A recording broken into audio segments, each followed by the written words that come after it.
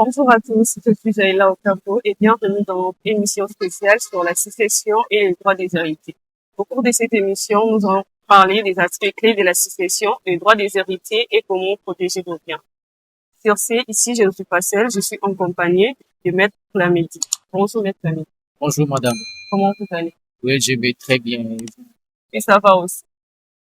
Sinon, la première question, qu'est-ce que la succession financière? Merci beaucoup madame la journaliste par rapport à cette question. Pour répondre à cette question, nous aimerions d'abord mettre un petit fondement par rapport à la question demandée. Et nous les juristes, nous sommes des personnes légalistes. Donc on répond par rapport aux éléments légaux. Mais il y a la loi du 1er août 1987, cette loi qui parle sur la succession, modifiée à ce jour, en 2016, j'espère. Cette loi n'a pas défini la succession. Et pour répondre à cette question, nous allons prélever quelques définitions de doctrinaires. Et on ne saura pas prendre toutes les définitions, j'aimerais faire juste la conclusion. Disons que la succession, c'est l'ensemble des biens, des droits et des obligations qu'une personne décédée transmet à ses héritiers. Merci beaucoup, madame. Alors, comment les héritiers sont-ils déterminés en l'absence de testament?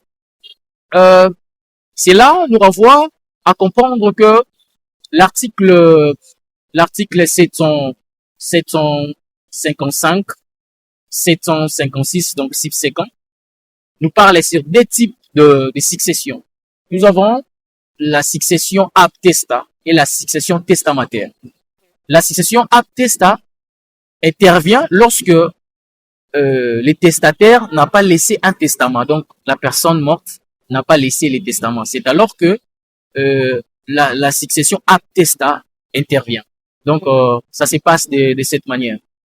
Alors, la question numéro 2, quelles sont les personnes habilitées à être? Les personnes habilitées à hériter. La loi prévoit quelques héritiers. C'est l'article 758. Cet article parle sur 4 catégories des héritiers. Il y a les héritiers de première catégorie. Ces héritiers-là, ce sont des enfants.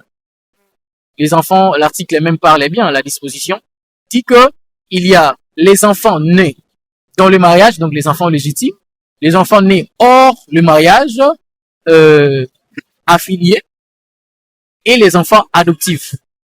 Et tous font la première catégorie des héritiers. Alors, il y a aussi deuxième catégorie, il y a les pères, les mères, troisième catégorie. Et donc, la loi sépare les choses de cette manière. Alors, comment se fait l'accord de la succession entre les héritiers égaux? Bon, ça dépend. Mais tout ça nous renvoie toujours à la loi. La loi parle que les héritiers entre eux bénéficient de certaines limites. Quand nous prenons les héritiers de première catégorie, il y a ce qu'on appelle les réserves successorales. Les réserves ici, on ne peut jamais toucher. Et nous avons aussi la quotité disponible.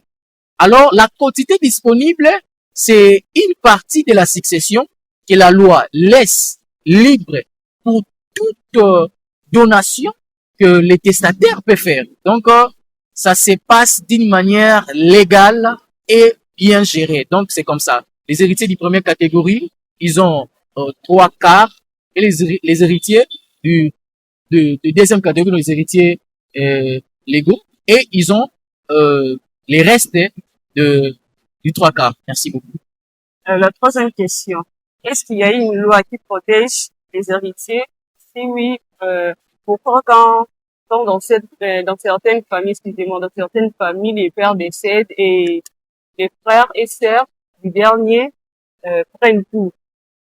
Bon, moi je dirais, à chaque fois que ce genre de difficultés arrivent dans une famille pendant le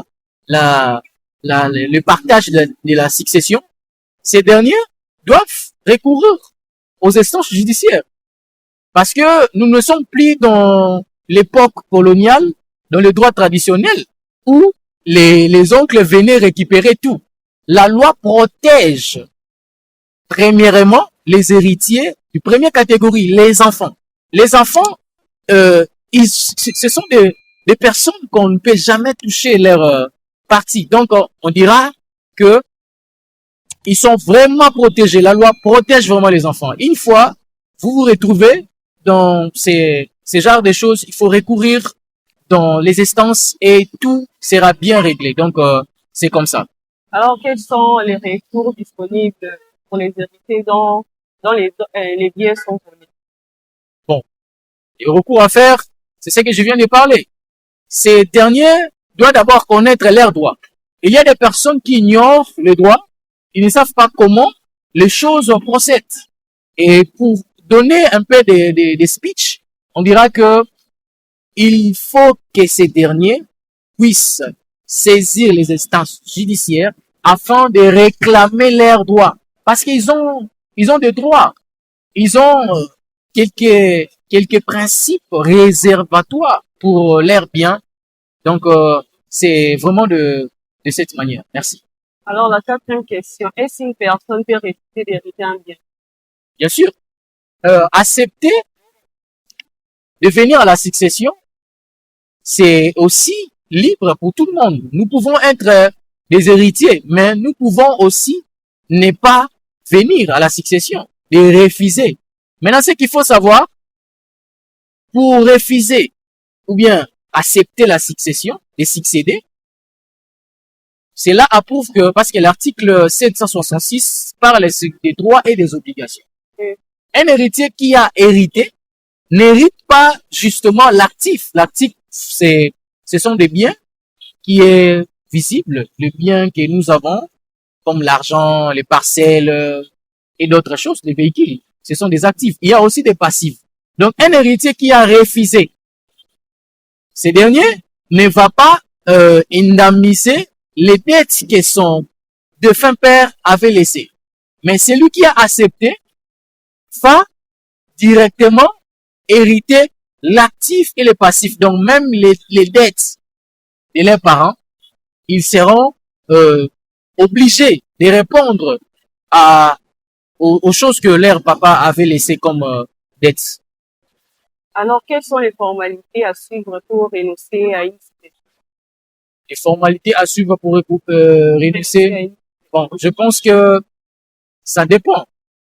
Ça dépend parce que dans la personne qui veut renoncer, il y a des choses. Il y a loi par la sur aussi l'indignité. Vous savez, quand tu as mal comporté devant ton papa, tu as cherché même sa mort, tu as prononcé des choses qui étaient pas bien, ton père peut te donner la qualité de l'indignité. Ces derniers ne peuvent pas hériter. Alors, pour ne pas venir à la succession, ça dépend de la personne. Et si le partage était réalisé au niveau des instances judiciaires, ces derniers doivent donner sa position, dire moi je ne vais pas venir à la succession. C'est simple.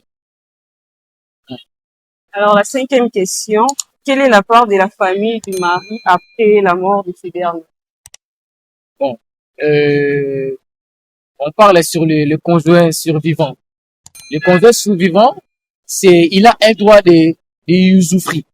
Quand on parle de droit de usufruit, on approuve que ces derniers va rester dans la parcelle du dernier souffle de son mari. Donc, ce dernier a un droit de rester, de vivre. Donc, le conjoint survivant a ses droits de usufruit. Peut-être que le mot rendra certaines personnes en difficulté, mais ça se passe comme ça. Et cette personne, conjoint survivant, a une part dans le première catégorie, a aussi une part dans le deuxième catégorie.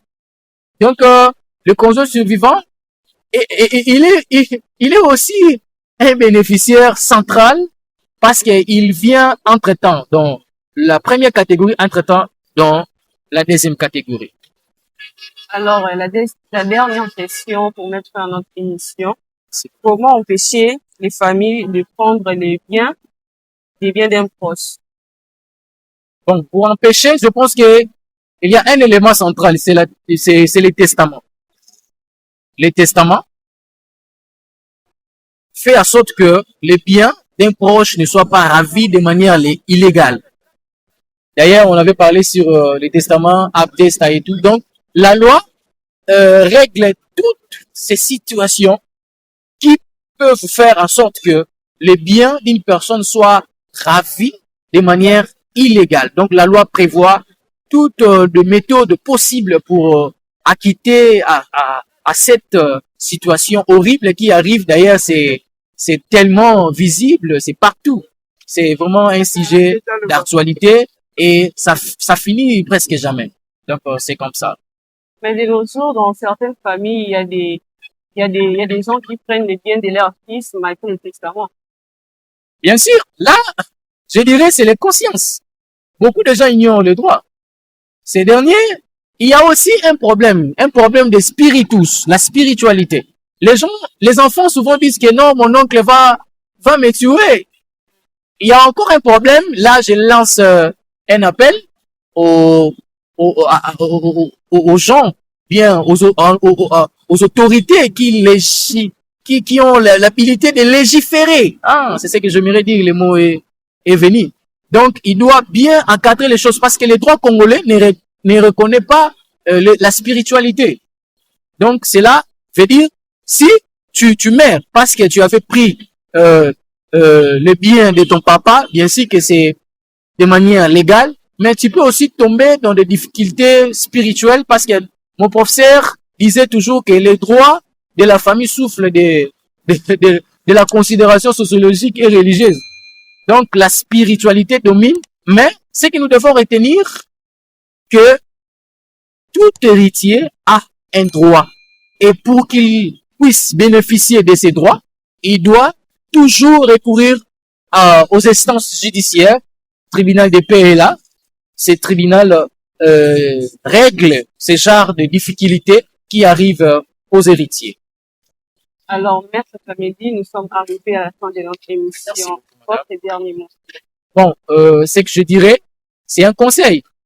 Le droit de la famille, c'est un droit qui est vraiment essentiel. C'est le droit qui nous donne la capacité et qui nous gère. Et les Congolais doivent vraiment chercher à bien connaître cela. Moi, je demanderais aux autorités étatiques de mettre un système éducatif qui va aider les enfants de bien connaître le droit et surtout le droit de la famille.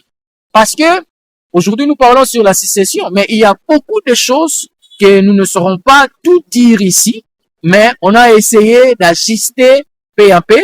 Donc, je dirais, je viens de demander aux autorités et je demande aussi aux citoyens congolais de chercher toujours à nous consulter afin que nous puissions apporter l'éclairage là où c'est sombre pour eux et nous sommes là.